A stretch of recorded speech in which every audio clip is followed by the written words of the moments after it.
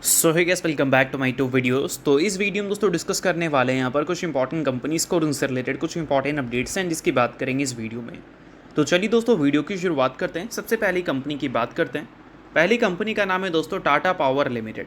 But इसको discuss करने से पहले अगर आपने अभी तक चैनल को सब्सक्राइब नहीं किया है तो चैनल को सब्सक्राइब करके बेल आइकन को प्रेस कर लो और सेबी रजिस्टर्ड टेलीग्राम चैनल को भी ज्वाइन कर लो, जिसका लिंक आपको डिस्क्रिप्शन में देखने को मिल जाएगा। और एक डिस्क्लेमर भी है, जो भी कंपनी से रिलेटेड न्यूज़ एंड अपडेट्स हम लोग कवर करेंगे वो सारी न्यूज़ एंड अपडेट सिर्फ और सिर्फ एजुकेशन पर्पस के लिए है, सीखने के लिए है। तो इसको किसी भी तरह का इन्वेस्टमेंट एडवाइस मत समझना, आप खुद से रिसर्च और एनालिसिस भी कर सकते हैं। तो चलिए दोस्तों वीडियो की शुरुआत करते हैं। सबसे पहले बात करते हैं टाटा पावर से रिलेटेड कुछ इंपॉर्टेंट न्यूज़ एंड अपडेट्स के बारे में। सो दोस्तों आज के दिन की बात करें तो टाटा पावर में काफ़ी अच्छी हमें तेज़ी देखने को मिल रही थी और उस तेज़ी के पीछे का कोई स्पेसिफिक रीज़न नहीं है। बट तेज़ी अगर इतनी बड़ी कंपनी में हमें देखने को मिल जाए तो विदाउट एनी रीज़न तो वो चीज़ पॉसिबल भी नहीं है। तो देखो, जब कोई कंपनी में गिरावट होता है या तेज़ी होता है तो मेनली दो रीज़न होते हैं। पहला रीज़न न्यूज़ बेस, अगर न्यूज़ अच्छी है तो उसके बिहाफ पे तेज़ी दिखेगी और ख़राब है तो उसके बिहाफ पे गिरावट दिखेगी। और दूसरा होता है मोमेंटम, पिछले कुछ ट्रेडिंग सेशन से कंपनी किस मोमेंटम को फॉलो कर रही है, उस मोमेंटम को फॉलो कर कंपनी में बड़ी तेज़ी भी दिख सकती है और बड़ी गिरावट भी दिख सकती है।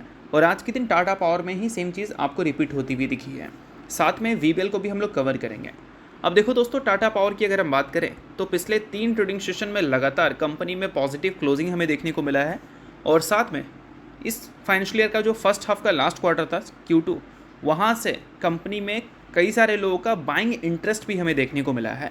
अब इसका सबसे बड़ा रीज़न ये है कि टाटा पावर की बात करें तो ये पावर सेक्टर में काफ़ी बड़ा चेहरा है और पावर सेक्टर का जो पीक डिमांड है वो हमें Q4 में देखने को मिलता है। Q4 हो या Q1 हो, यहाँ पर टाटा पावर के अर्निंग्स हमें काफ़ी अच्छे देखने को मिलते हैं। क्यों भाई? क्योंकि यहाँ पर इलेक्ट्रिसिटी का जो डिमांड है वो काफ़ी ज़्यादा बढ़ जाता है और इस वजह से इन सारी कंपनीज़ के जो रेवेन्यू है, प्रॉफिट है, वो भी हमें बढ़ती हुई दिखती है। और ऐसे टाइम पे क्या है कि जब मार्च का महीना शुरू होता है तो अक्सर टाटा पावर में आपको बीच बीच में तेज़ी देखने को मिलती है इसी टाइप की।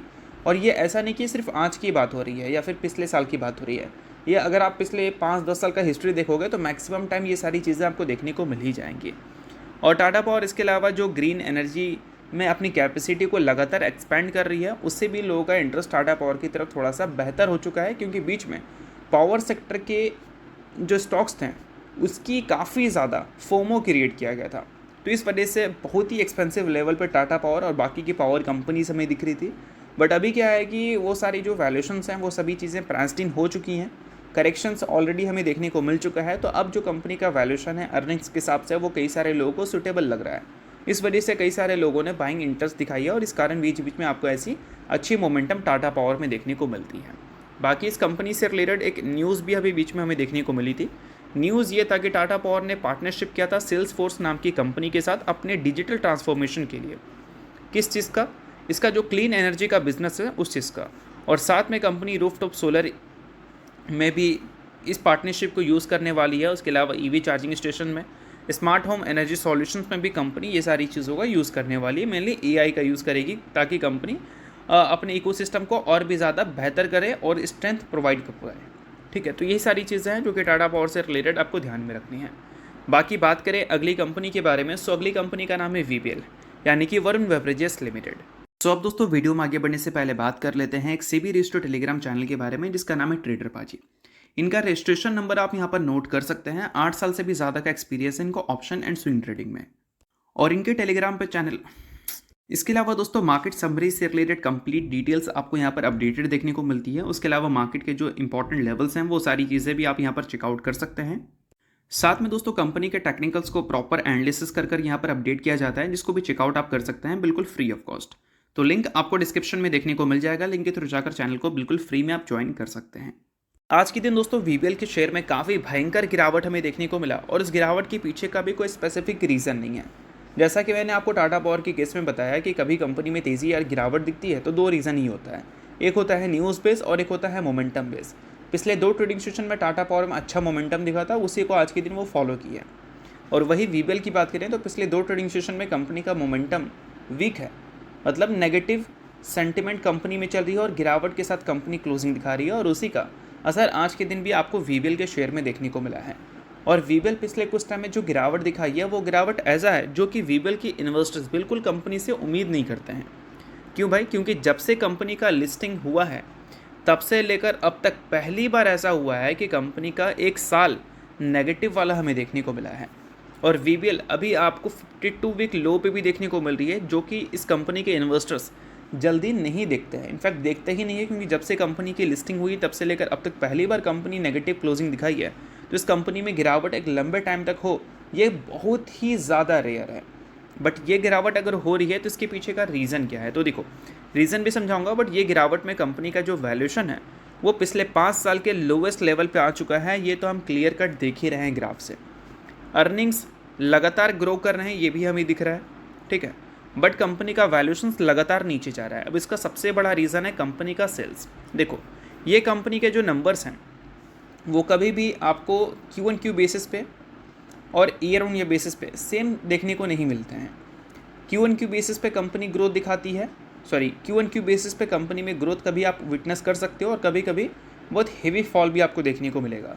बट हमेशा इस कंपनी के नंबर को ईयर ऑन ईयर बेसिस पे जज करना, क्योंकि सीजनल बिजनेस ये कंपनी का है, तो Q1Q बेसिस पे जज करना पूरी तरह से गलत होगा, ठीक है। तो हमेशा ये जो लॉन्ग पीरियड आपको दिखता है, इसी को देखो कि पिछले बार से ये बढ़ा है या नहीं। और ये कौन सा है? ये है Q1 का, मतलब जून क्वार्टर का, जहाँ पर पीक गर्मी होता है और ये कंपनी के प्रोडक्ट्स हाईली डिमांड में रहते हैं।